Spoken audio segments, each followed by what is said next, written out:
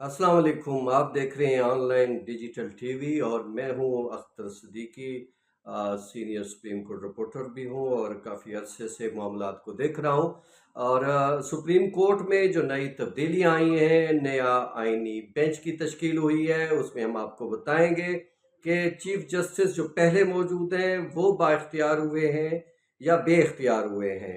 आने वाले जो ये नए बेंच के सरबराह जो बने हैं, इनको क्या क्या इख्तियारात हासिल होंगे और क्या इनके इख्तियारात में मौजूदा चीफ जस्टिस पाकिस्तान या अफरीदी साहब भी मुदाखलत कर सकेंगे या नहीं, और इनके मुकदमात के लगाने का तरीक़ाकार क्या होगा, फिर उसमें बेंचेस की तश्कील कैसे हो सकेगी और मामलात कैसे जाएंगे, उसकी अपील कैसे होगी, और फिर अपीलों की समाअत के हवाले से फिर जितने भी मामलात हैं उस पर अब आज हम डिस्कस करने जा रहे हैं। जैसा कि नाज़रीन आप जानते हैं कि सुप्रीम कोर्ट ऑफ पाकिस्तान में नया एक आईनी बेंच जो है जस्टिस अमीनुद्दीन खान की सरबराही में वो तश्कील दे दिया गया है। उसको बाकायदा जुडिशल कमीशन ने जो है वो बाहम मुशावरत और फिर वोटिंग के ज़रिए 5 के मुकाबले में 7 लोगों ने जो है उसके हक में वोट देकर उसको कामयाब करार दिया और यूं वो बेंच के सरबराह बने। फिर उनके साथ जो है दीगर जजेस को शामिल करते हुए उनके हवाले से भी बाकायदा वोटिंग हुई और फिर उनकी भी तश्कील जो है उस बेंच में जो है वो मुकम्मल हुई। उसके बाद अब सूरत हाल क्या होगी? अब पहला स्टेप तो ये है कि इसके हवाले से एक सेक्रेटेरिएट जो है वो जो है वो सुप्रीम कोर्ट में कायम किया जाएगा या जो भी इमारत उसके हवाले से देखी जाएगी। फिर उसका अपना स्टाफ होगा, उसका अपना रजिस्ट्रार समझ लें, एडिशनल रजिस्ट्रार जो है वो रजिस्ट्रार के बराबर इख्तियारात हामिल होगा और वो इन सारे मामलात को देखेगा। और फिर आने वाली दरखास्तों पर जो आइनी दरखास्तें हैं 184(3) के तहत, जिन्हें हम आइनी जुरिसडिक्शन के तहत जो है वो सुप्रीम कोर्ट सुनती है, या फिर ये जो लाहौर हाई कोर्ट हो, इस्लामाबाद हाई कोर्ट हो, मुख्तलिफ जो हाई कोर्ट से जो आइनी दरखास्तों पर जो फैसले आते हैं, उसके बाद वो जो दरखास्तों के खिलाफ जो है सुप्रीम कोर्ट में जब रजू किया जाता है तो फिर उनकी आने वाली दरखास्तें भी यही आइनी बेंच ही सुनेगा। अब सवाल ये पैदा होता है कि इस आइनी बेंच के जो सरबराह हैं उनकी काज लिस्ट की तश्कील कैसे होगी और ये सारे मामलात कैसे होंगे।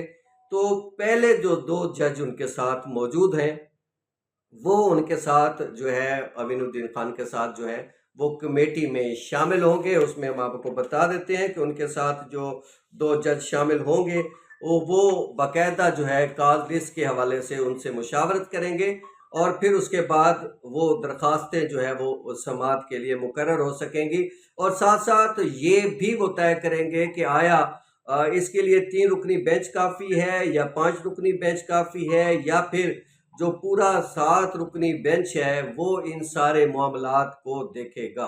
अब आते हैं कि इख्तियारात के हवाले से मामलात कैसे होंगे। मौजूदा चीफ जस्टिस या अफरीदी साहब जो हैं इस वक्त समझ लें कि उनके पास उस तरह का अब कोई इख्तियार नहीं रहा जो पहले माजी में जितने भी चीफ जस्टिस पाकिस्तान जो है अपने फ़राइज़ मनसबी अदा करने के बाद रिटायर हो चुके हैं और उन जैसा उनके पास कोई इख्तियार नहीं है। आज खुद नोटिस वो नहीं ले सकते, अपनी मर्जी की बेंचों की तश्कील वो नहीं कर सकते, अपनी मर्जी की काज लिस्ट वो जारी नहीं करा सकते।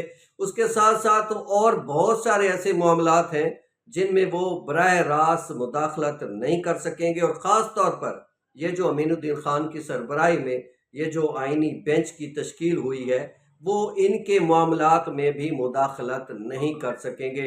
वो कभी भी उनको कोई डायरेक्शन नहीं दे सकेंगे कि फ़लाँ केस जो है ये भी उसमें शामिल कर दिया जाए या फ़लाँ दरख्वास्त आइनी तौर पे जो आई है उसको भी देख लें, फ़लाँ दरख्वास्त को देख लें।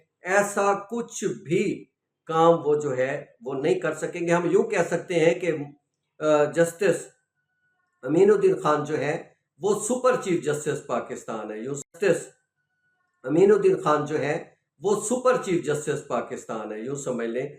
और उनका जो इख्तियार है वो हुकूमतें बनाने, तोड़ने और समझ लें कि उस आइनी मामलात کہ جب کہانی آ گئی تو سارا پیٹرن ہی، سارا سسٹم ہی انہی کے پاس چلا گیا۔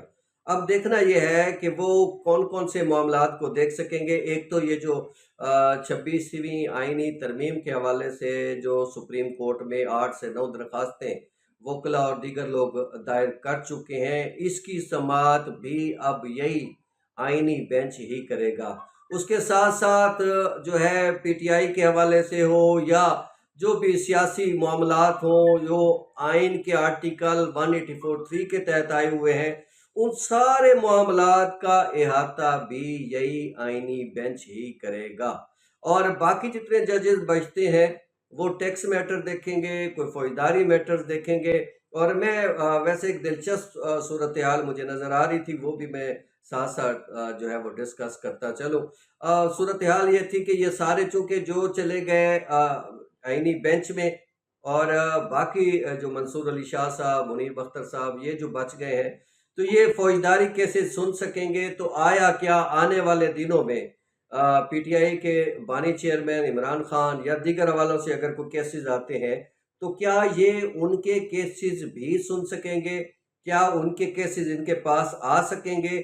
تو آنے والی جو کاز لسٹ بنے گی اس میں بھی میں آپ کو بتا دوں، کیونکہ آئینی بینچ کا جو سربراہ بنتا ہے وہ آٹومیٹکلی اس ججز کمیٹی کا ممبر بن جاتا ہے۔